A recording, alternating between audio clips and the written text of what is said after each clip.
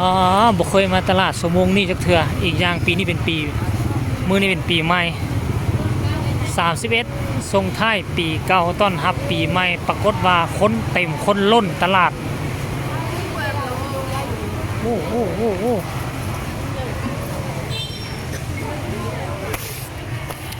อ๋อโทษคนหลายบัดนี้พุ่นว่าปกติคันสมงนี่มันก็น่าจะหลายอยู่บ่เพราะคนเลิกจากโรงงานเนาะซุมเจ้าคนเลิกโรงงานมื้อน่ะทุกคน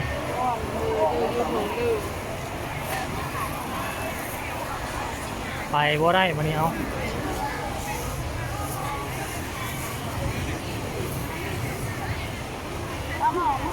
มานบ่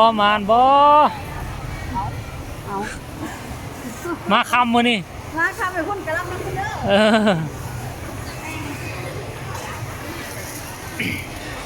มันน่าจะคนหลายเฉพาะมื้อนี้แหละวะท่านผู้ชมเพราะว่ามันส่งท้ายปีเก่าไว้มื้อนี้31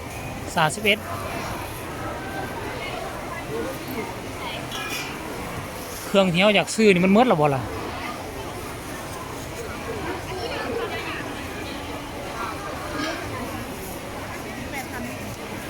ฮัลโหลมามื้อมื้อนี้เอาคนตั้งหลายสิทุกมื้อวะหรือว่าเฉพาะมื้อนี้วะโอ้ค่อยแล้วว่าเป็นอันนี้มื้อเนาะเอาเบิ่งเอาตัวนักกันเด้อให้เล่าคนตัวเป็นเรื่องมักแต่งให้ได้ไว้3 โล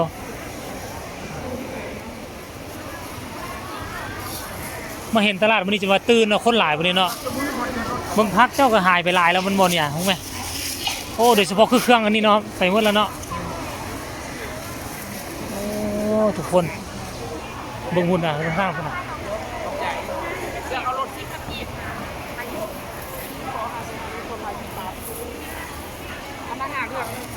อ๋อโถตลาดแตกมื้อนี้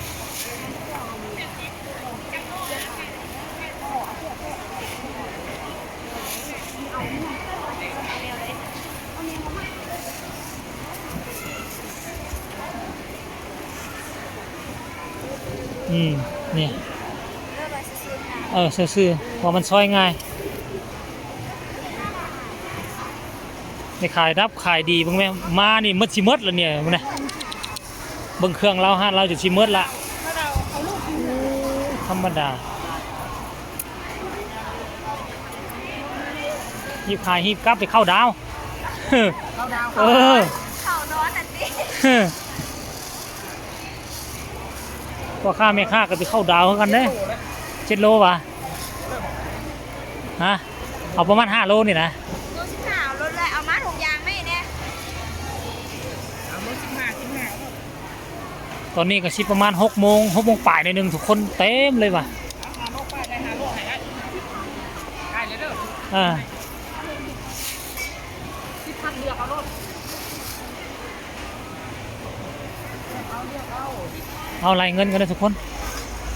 หมักแตง3โอเคแล้วแต่เจ้า